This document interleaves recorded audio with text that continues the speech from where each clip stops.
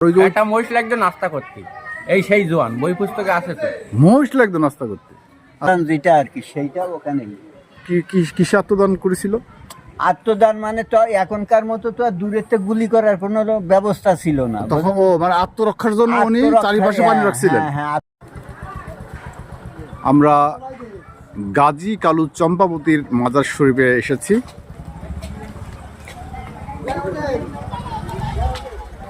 ঝিনাইদহ থেকে কত কিলোমিটার দূর ডাক্তার সাহেব আপনি বলেন? 11 মাইল না, ওটা হচ্ছে না, ওটা হচ্ছে যশোর থেকে। ঝিনাইদহ থেকে কত দূরত্ব? ঝিনাইদহ থেকে সঠিক দূরত্ব তো বল আমরা জানবো না মনে। আচ্ছা, ঝিনাইদহ থেকে মোটামুটি 30 কিলো, 28-30 কিলো হবে। 28 কিলো। ঝিনাইদহ থেকে 30 কিলো দূরত্বে, অর্থাৎ যশোর এবং ঝিনাইদহের মাঝামাঝি বলা যায়। এই যে মূল মাজারটা, এখানে এই যে সব থেকে যে বড় মাজারটা, এটা হচ্ছে যে হজরত শাহ কালু, এবং তার পাশে আছে হজরত শাহ গাজী, এবং এই যে সেই চম্পাবতী, একদম শেষের যে মাজার চম্পাবতী। এবং এখানে একটি বিশাল, দেখাচ্ছি দাঁড়াও, এখানে একটি বিশাল কবর দেখতে পাচ্ছেন। আচ্ছা, এই কবরটা কার ভাইজান? সেনাপতি ছিল যিনি? হ্যাঁ, সেনাপতি রাজার দেহরক্ষীকারী। আচ্ছা, তো এত বড় কেন? বই পুস্তকে তো আছেই না রে ইতিহাস। না, তারপরে আপনার কাছে জানতে চাচ্ছি। ইনি দেহজনক সাধন করতে তো। মানে উনি কি অনেক লম্বা ছিলেন? হ্যাঁ, উনি লম্বা ছিল। আর ওই যে একটা মহিষ লাগতো নাস্তা করতে, এই সেই জোয়ান বই পুস্তকে আছে তো। মহিষ লাগতো নাস্তা করতে। আচ্ছা, ওই পিছনে আছে যে আপনার, ওইটা কার? ওইটা বাবা গাজীর ভক্ত ছিল, ফরিদপুর বাড়ি, যশোর বেলতলায় থাকতো। আচ্ছা, 12 বাজার স্ট্যান্ডে মারা যায়, মারা যাওয়ার পরে কমিটির লোক ওই জায়গায় গেছে। যাক, খুব সুন্দর। আচ্ছা, কোন জায়গায়? ওই জায়গায় অনেকে মানতি করে, দুধ কলা দিয়ে যায় এখানে। আর যে সুতা মাথা। আচ্ছা, আপনারা কি জন্য এসেছেন? আমরা ওই যে মুখে ভাত দিতে আসলাম, ওই গরমে। মুখে ভাত দিতে এসেছেন কার? বাচ্চাদের গালে ভাত দিতে। ও আচ্ছা, মানে এই জায়গায় গালে ভাত দিবেন। আচ্ছা, আচ্ছা, এই যে এই সুতাগুলো বাঁধা কেন, কি জন্য? বিভিন্ন লোক আল্লাহ মালিক মানত করেছে আর কি। মহামানুষ তাদের নামের গুণে তারপরে ভালো মুসিবত আফত বিপদ দূরে। আমরা আসলে এখানে এসে খুব ভালো লাগছে। এখানে খুব সুন্দর বট গাছ, এবং এখানে আছে যে অনেক সুন্দর সুঘ্রাণ। আসলে ঘ্রাণ যে মানুষের মানসিকতা পরিবর্তন করে দেয়। আর এখানে আসার সঙ্গে সঙ্গে একটা আমাদের একটা গুরু গম্ভীর ভাব আসেনি? খুব ভালো লাগছে এখানে। ভাইজান, আপনি যেহেতু ভালো জানেন, ওই যে পুকুরের মাঝখানে ওইটা কি? ওইটা হলো মরুক রাজার বাড়ি, মা চাম্পার বাপের বাড়ি। একটু আসেন, আমাদের একটু দেখাই দেন, একটু বলেন গল্পটা। সামনে একটি বড় দিঘি আছে। দিঘি এটা নাকি বাউড়? গড় দিঘি বলে, গড় দিঘি। গড় দিঘি, একটা বিশাল দিঘি আর কি, বিশাল দিঘি। এই দিঘির মাঝখানে নাকি কার বাড়ি ছিল ভাই? কার ছিল? শ্রীরাম তাঁতি। ও, শ্রীরাম, উনি রাজা ছিল। হ্যাঁ, শ্রীরাম তাঁতির বাসভবন। এই যে এই মাঝখানে, হ্যাঁ, এই চারিপাশে পানি আর মাঝখানে বাড়ি, তাই তো? ওখানেই ওই শ্রীরাম তাঁতির বাসভবন বলতে ওইটাই ওনার মানে জীবন রক্ষা, তো মানে আত্মদান যেটা আর কি সেইটা ওখানে।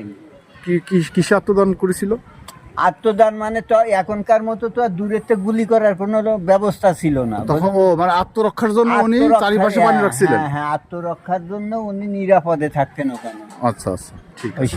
আসলে খুব ভালো লাগছে ডাক্তার সাহেব, আপনাকে অসংখ্য ধন্যবাদ। এই যে ডাক্তার রওশন সাহেব, তিনি আমাদের এখানে এনেছেন। আমি আসলে পাশ দিয়ে অনেকবার গিয়েছি। এই যে এখানে এই 12 বাজার আসার জন্য, এই 12 বাজারের এই পাশ দিয়ে অনেকবার গিয়েছি, কিন্তু কখনো এই মাজারে আসা হয়নি। আমার খুব ভালো লাগছে, কারণ টুকটাক ইতিহাসে পাইছি এই যে গাজী কালু চম্পাবতীর যে ঘটনাগুলো। এই যে এই মাজারের এখানে একটি সংক্ষিপ্ত ইতিহাস লেখা আছে। এটা লেখা আছে, আপনাদের একটু পড়ে শোনায় বড় হলেও, যে 13 শতাব্দীতে যশোর শহর থেকে 11 মাইল উত্তরে বর্তমান ঝিনাইদহ জেলার অন্তর্গত কালীগঞ্জ উপজেলাধীন ঐতিহাসিক 12 বাজার অঞ্চলে যে সকল আধ্যাত্মিক সাধক ইসলাম প্রচারে অবদান রেখেছেন, তাদের মধ্যে গাজী, কালু, চম্পাবতী বিশেষভাবে উল্লেখযোগ্য। এদের সঠিক পরিচয় নিরূপণ করতে গিয়ে ঐতিহাসিকগণ নানা মত পোষণ করেছেন। ঐতিহাসিক সতীশ চন্দ্র মিত্রের মতে ত্রয়োদশ শতাব্দীতে এ অঞ্চলে ইসলাম প্রচার ও প্রসারে বিশেষ অবদান রাখেন জাফর খাঁ গাজী। তার পুত্রের নাম বরখান গাজী। তিনি সাধারণত বরখান গাজী বা বড় গাজী বা গাজী সাহেব নামে পরিচিত। তিনি সুন্দরবন অঞ্চলের রাজা মুকুট রায়কে পরাজিত করে তার কন্যা চম্পাবতীকে বিয়ে করেন। ঐতিহাসিক ঐতিহাসিক 12 আউলিয়া স্মৃতি বহন করে চলেছে।